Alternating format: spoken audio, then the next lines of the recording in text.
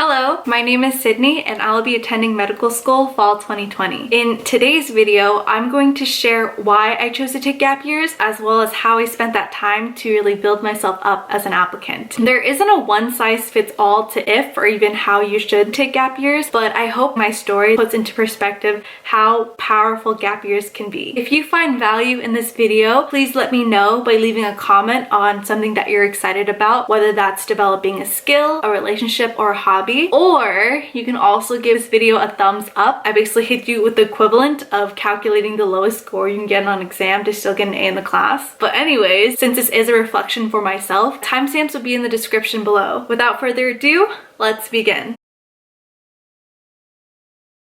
If you're new here, hello, how are ya? I just like to preface that this space, whoa, I feel like a yoga instructor setting the intention for the class. This space is not a space to compare stats, but it's more so a space to uplift and encourage one another through sharing stories. So my story, I struggled a lot through undergrad, knowing how to prioritize balance as well as keep healthy relationships. I put a lot of emphasis on academics, which you should, but the main gist from my college experience is I didn't know how to use time efficiently. I was either woohoo, all fun, or boohoo, all work. So when I didn't have a favorable outcome, which was more times than not, I didn't have the mindset or support system to move on and grow from that. The crazy thing is I didn't realize the simplest things like keeping consistency and making time for loved ones, not forgoing eating healthy or going to the gym, especially during exams, or even finding things that made me happy was important for me to do well. And well is subjective, but reflecting back, I was the main roadblock for feeling like I couldn't. I initially planned to just take one gap year, but from not taking the MCAT seriously, which led to multiple MCAT retakes, I extended my gap year to 2 gap years. It was hard for me to accept at first since all my friends were applying to medical school at the end of senior year, but not getting the MCAT right was the best thing that could have happened to me.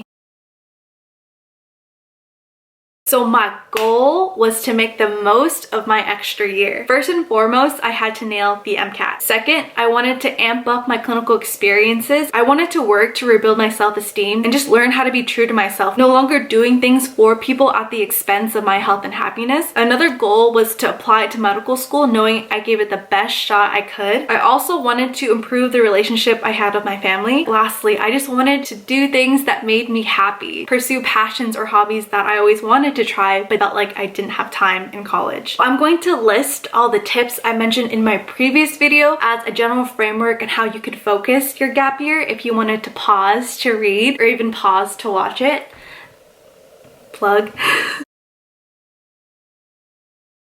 I'm going to talk about experiences in my gap year, both personal and professional moments in chronological order. My big mantra in approaching my gap year was to do things that made me uncomfortable and to just say yes. Since this is a long timeline list, I'm actually going to read off of my laptop. June 2018, which was the year I graduated, I moved back home and that was rough. It was hard in the sense of learning to live with family after a period of time of pseudo-independence. But since I was gonna say come out, but honestly I like stumbled out of college. I lacked a lot of motivation. July 2018 was when I started to tutor and babysit, first to get me out of the house, to have a way to have some gas money. But over time, it became that routine that I didn't know I craved. And it was also so fun and rewarding hanging out with a little kid who was so smart, so funny, see him and watch him grow up in this sense, even though I was only with him for a year. July, I also started my blog and began my love for writing. Around this time, even though I got out of a bad relationship, I didn't address the problems in that and I got into another relationship, which was turbulent. I just repeated that pattern on focusing on taking care of someone else before taking care of myself, which would bite me in the butt. But my face also broke out unexplainably for 5 months. I'm not gonna lie, this wasn't the worst that my face got, but this was by far the worst acne that I've ever had in my life. I've always sympathized with my brother since he did have acne growing up. I'd become like defensive on his behalf when people would say not thought out comments, but this was my first glimpse of feeling like I didn't really want to get out of the house or even wear contacts or glasses because I didn't want to look at myself. Eventually it cleared. As all things in life, things do get better. I don't know why I got so deep, like the pore of my cystic acne,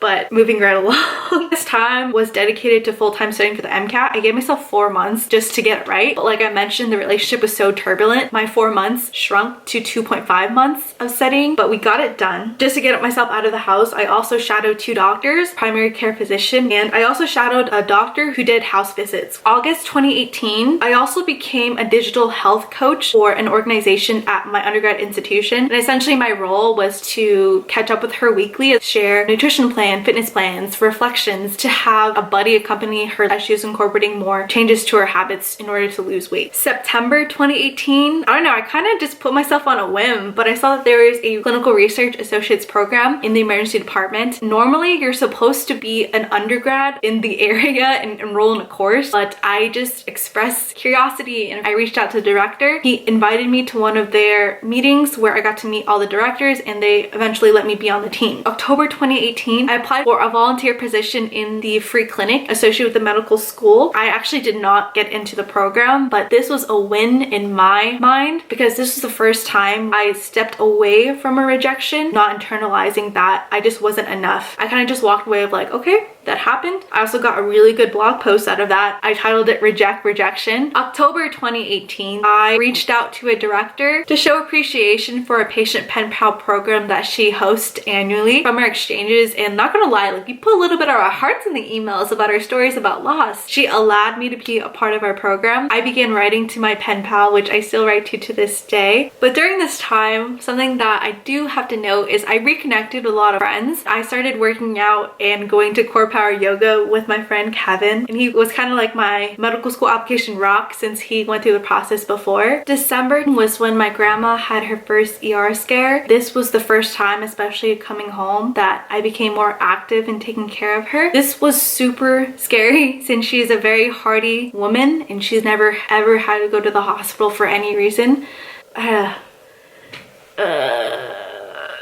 It's funny to say that of all my interviews, I've almost cried twice. Actually, take out almost, I did cry twice, but this is actually one of the moments where I explained to someone like the moment that changed my life in terms of realizing how I want to practice medicine and how I want to take care of people. After this experience, I made it a goal to work towards becoming fluent in Vietnamese, not only to take care of her better, but to take care of future patients better, people who need that commonality of language and culture just to build trust. Throughout this past year, I have been more active in just her regular care, taking her to appointments and taking her out to eat after, especially since I'm older now. So yeah, first moment where I guess our dynamic changed and she's no longer taking care of me. Granted, she still does since she cooks this bomb vegetarian food, but well, it's so weird, I'm growing up. It's very hard sometimes to stay focused, to be there for her, but also study for my MCAT since that was looming and impending, which I eventually took January 2019. This was my 3rd take at the MCAT and I did not feel good leaving the exam room. I actually cried, which is a common theme of my life, unlike the last attempts where I was just in that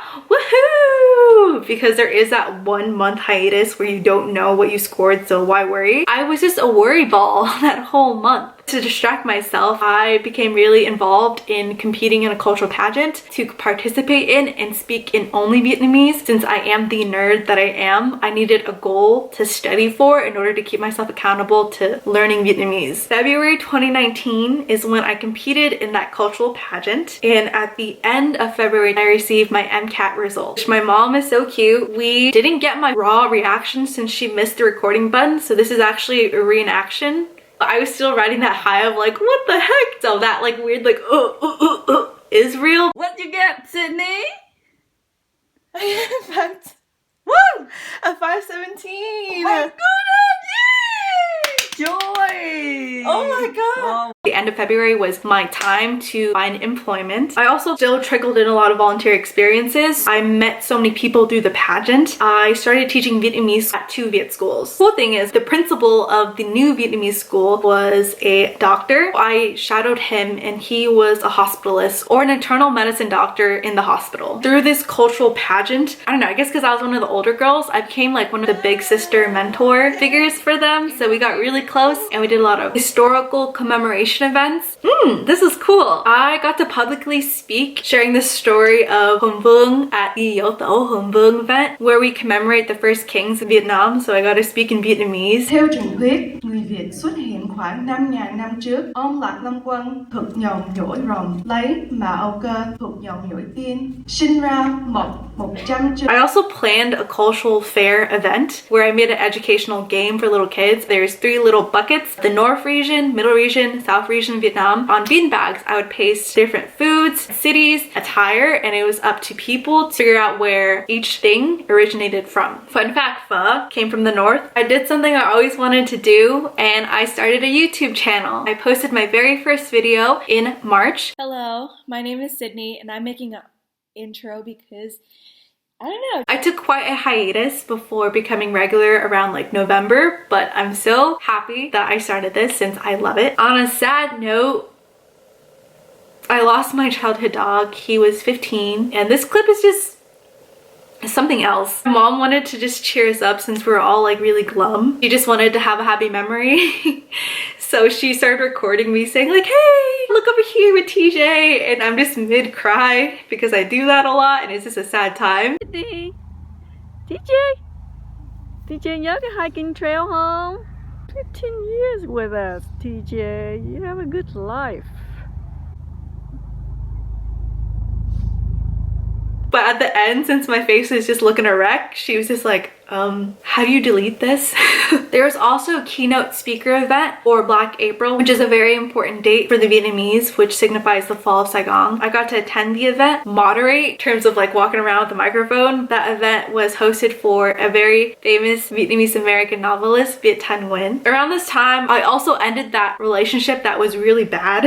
I left feeling liberated, just excited to work on myself. I think from just being in that turbulent back and forth, it made me realize that I'm a pretty awesome person and I have so much love to give that first and foremost I should be channeling that love to myself and just learning and healing and just improving myself. To kick off some fun, I also crashed my mom's camping trip. This was at the beginning of application season, but I just didn't do that thing where it was hard for me to be in the moment. I just focused on having fun and reconnecting with my mom's friends as well as their kids, which were my childhood besties. To further my Vietnamese learning, I started volunteering at a Vietnamese elderly center where I was like a food preparer but also like a stretch and dance instructor. Oh, and at another pageant event, I actually ended up meeting a doctor. She found out that I was pre-med and she asked like, hey, do you want to shadow me? And I was like, oh, sure. She was a PMNR, or physical medicine and rehabilitation physician at the Children's Hospital. Another way pageant was very big for me was my pageant mom was a registered behavior technician. I don't have a lot of experience working with people with disabilities, but upon asking her more about it and just seeing her love because she loved her work so much, I applied and got a job, and that's where I also got certified with my registered behavior technician license. I worked with a lot of kids with autism. This honestly was one of the most rewarding experiences that I ever had. It just reaffirmed that I really like kids, but also it was truly gratifying to see someone so frequently and actively work with them, but also their families. But I don't know, it was just also hired as a bilingual registered behavior technician. It essentially felt like they were family to me. Not gonna lie, I wasn't able to, at one time I was juggling 3 part-time jobs at once. I had to let go of this job since the hours weren't feasible with my schedule. Saying bye to the little girl I worked with was so hard.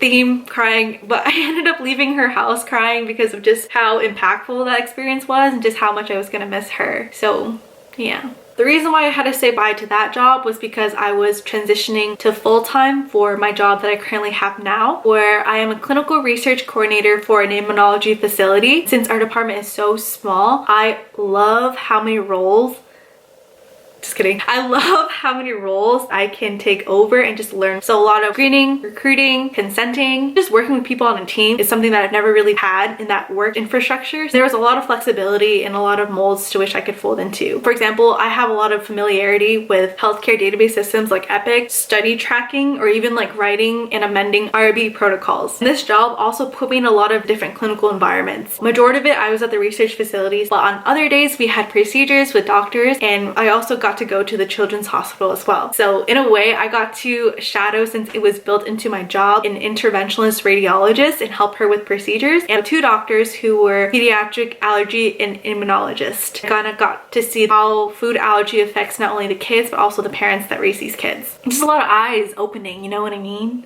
June 2019, I met my pen pal, and this is very spontaneous of me. I basically booked a flight to go to San Francisco, which is where the pen pal program meeting each other event was hosted. I went there, flew there by myself, which is my first plane trip ever by myself. I know, crazy. Met her husband, toured her favorite spots in the city, saw where she grew up, met her mom, met her family, met her animals, and then she and her husband drove me back to the airport and I went back home that same day. July 2019, my work asked, hey, do you want to be phlebotomy certified? To which I said, hey, yes. So I started going to phlebotomy school and I'm officially licensed and I do phlebotomy as part of my job now. Around this time, I tried bouldering and I got over my fear of falling from heights. It's not really my thing, but I could see it being my thing later. Maybe if I find more community and just invest in that membership, which I can't do right now because it's so expensive. I also tried acro yoga, which is for sure not my thing. Throughout the gap years, I've had a lot of candid conversations with my brother, talking about our past, helping each other through hard times, and just a lot of healing. And I can honestly say now he's one of my best friends. He is my best friend. Like, I don't have best friends, but this person knows me like the back of his hand and really has my best interests in mind. And I know that we support each other unconditionally and that we love each other. I also turned 23, which was a big moment for me since this is the first birthday where I didn't feel the pressure of doing something big. I just did the things that I wanted and I had an awesome time with the people who I cherish most in my life. Around, I'd say like September, October, I was struggling at work. Dynamics, some conflicts, some strained interactions, but the light, I guess, in this tunnel was I made my best friend during this time, and we are complete opposites, but this person has been my support throughout all of those times, and he's honestly just a great person. And he actually painted that. I'm hiding a gross looking box right now, but he painted me as Lo-Fi Sid when I had bangs as a Christmas present. September 2019, I also took my very first dance class after 12 years of not doing any dance. Still love it, still do it to this day. I also created a passion project for the homeless as kind of a culmination of our pageant year. And this was really, really awesome. We fundraised over $1,000 and created care packages and distributed 300 meals in our downtown city. I was a news station host.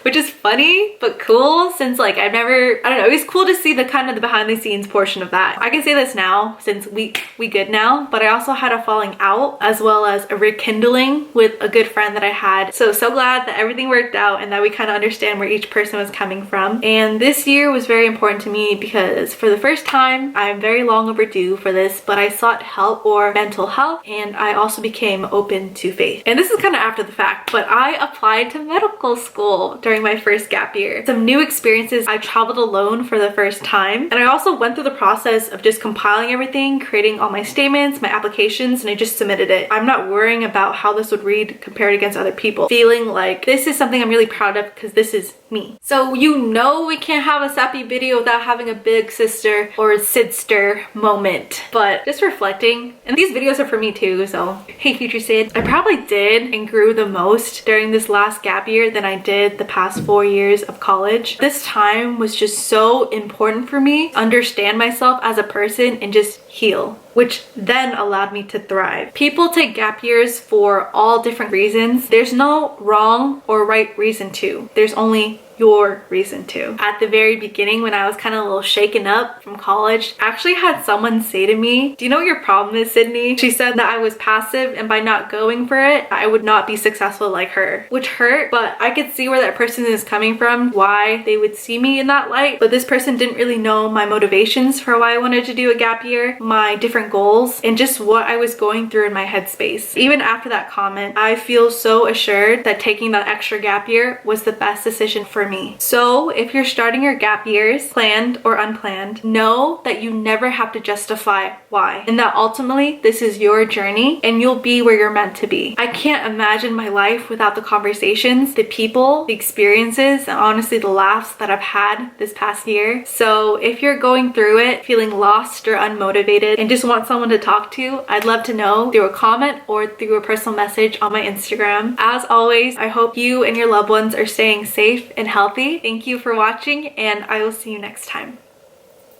Bye.